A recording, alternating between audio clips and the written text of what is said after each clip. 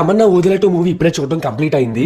ఈ సినిమా ఎలా ఉందనే డీటెయిల్ రివ్యూ మాట్లాడుకోవాలంటే, ఈ సినిమా అయితే నాకు చాలా సినిమాల కాపీ లాగా అనిపించింది భయ్య. చెప్తున్నాను కదా, కొన్ని చోట్ల బాగుంది అనిపిస్తుంది, కొన్ని చోట్ల మరీ విసిగించి బోర్ కొట్టేస్తుంది అనమాట.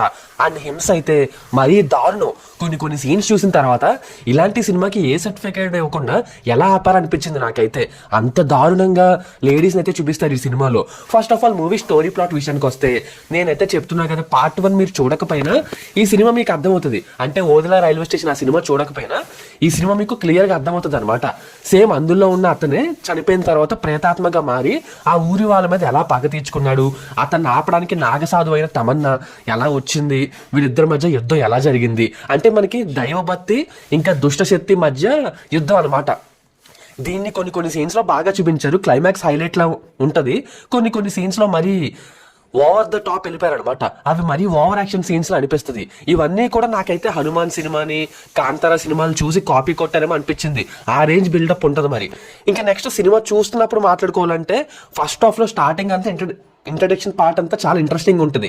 ఆ తర్వాత ఈ దెయ్యం వెళ్ళి పగ తీర్చుకోవడం, జనాల మీద పడడం, ప్రతిసారి ఈ ఫస్ట్ నైట్ చేసుకునే జంటల మీద పడి చేసే ఇవన్నీ కూడా బాగా రొటీన్ అయిపోయినట్టు అనిపించింది భయ్య. మళ్ళీ తమన్నా వచ్చినప్పుడు చాలా వరకు సీన్స్ బాగానే ఉంటాయి.